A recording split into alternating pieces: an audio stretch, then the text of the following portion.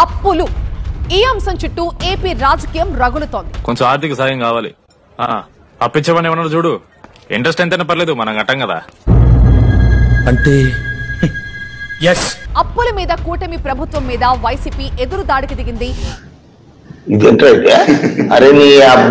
కూటమి ప్రభుత్వంపై విరుచుకుపడ్డారు మాజీ మంత్రి గుడివాడ అమర్నాథ్.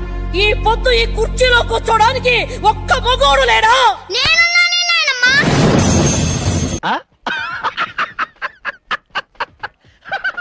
కేవలం వైఎస్ఆర్ కాంగ్రెస్ పార్టీ అధికారంలో ఉన్నప్పుడు మాత్రమే ఇల్లీగల్ యాక్టివిటీస్. ఏదో తేడాగా ఉందేంటి? మీ అందరికి తెలుసు, ఎక్కడికక్కడ పేకాట క్లబ్బులు గాని, ఎక్కడికక్కడ బెల్ట్ షాపులు గాని, ఇది మందే, ఎక్కడికక్కడ ఏవైతే ఇల్లీగల్ యాక్టివిటీస్ అనేటువంటి ఇవన్నీ రోజు చూసేవేనమ్మా, మనమే అవి. బాధ్యత తీసుకుంది ఆ రోజు వైఎస్ఆర్ కాంగ్రెస్ పార్టీ.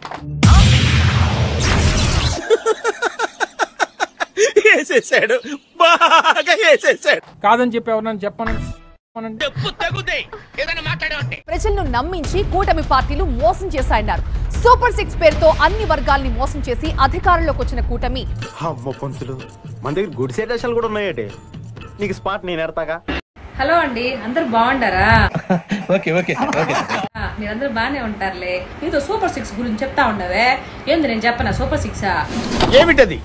అప్పుడు 2019లో జగన్ అన్న గెలిచి ముందే ప్రచారానికి పోయినప్పుడు అక్క, చెల్లి, తమ్ముడు సిబిఎస్ నేను రాగానే రద్దు చేస్తాడు.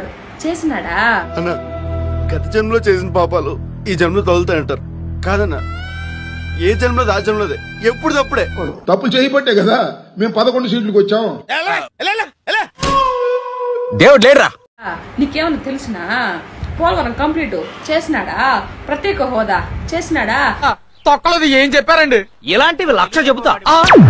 అరిగిపోయిన టేప్ రికార్డులు ఎన్నిసార్లు చెప్పాలి మేము? మీక ఏదో ఒక పాయింట్ పెట్టుకుంటారు. అసలు మైక్ ఇచ్చిన వాళ్ళు ఎవరు మేనీక? నిజంగా వాళ్ళకి దండేసి దండం పెట్టాలి మేము నిజంగానా? అంటే అది సరే, ఈసారి మంచి వ్యాలిడ్ పాయింట్, మంచి కథ చూసుకుంట్రా.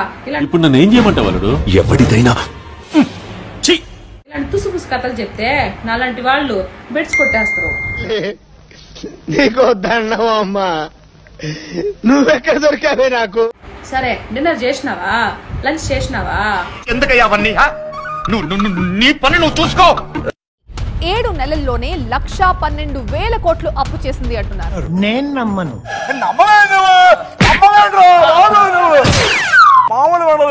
మేము 5 సంవత్సరాల్లో 3.5 లక్షల కోట్లు అప్పు చేస్తే రాష్ట్రం శ్రీలంక అయిపోయింది, రాష్ట్రం జింబాబ్వే అయిపోయింది, రాష్ట్రం సర్వనాశనం అయిపోయింది అని చెప్పి బాబు నాన్నే అదమని చెప్పేసుకుంటున్నాడు.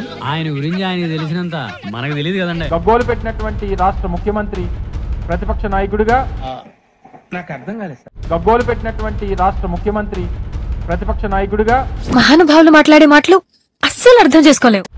ఈరోజు కేవలం 7 నెలల కాలంలో 1,12,000 కోట్ల రూపాయలు అప్పులు చేస్తే మరి ఇప్పుడు రాష్ట్రం ఏమైపోతుంది? మాకు తెలియదు సార్. మీరు దేశ ముదురు కాబట్టి చెప్పండి. మీరు ముదురు కదా, మీరు అందరు నాకుతుంటారు కదా. దీనికి జవాబుదారీతనం ఎవరు? ప్రజలకు సమాధానం ఎవరు చెప్తారు? అల్లుడు, నువ్వు తగ్గొద్దు, నువ్వు వెనకడుగేయద్దు. మ్యాటర్ ఏంటో తెలిపోవాలి. ఏంటంటే చెప్పిప్పుడు.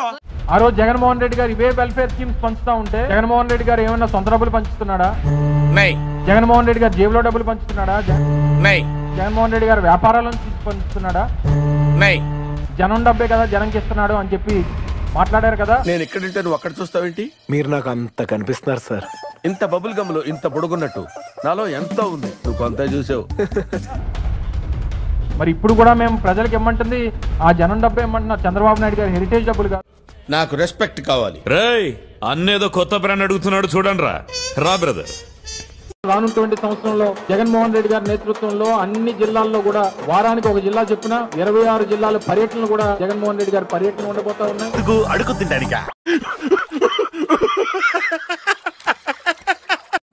ప్రజల పక్షాన, ప్రభుత్వం ప్రజా వ్యతిరేక నిర్ణయాల పక్షాన పెద్ద ఎత్తున పోరాటాలకి వైఎస్ఆర్ కాంగ్రెస్ పార్టీ నాంది పలుకుతుంది.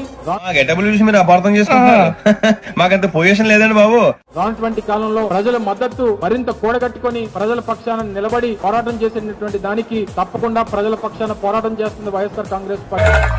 ఎవడు అడిగాడు రా నిన్ను? ఎవడు అడిగాడు రా? చూద్దాంలే. చూడటం కాదండి, మీరు చెయ్యాలంతే. మీరు ట్రై చేస్తారన్నారంటే అది ఓకే అయిపోయిన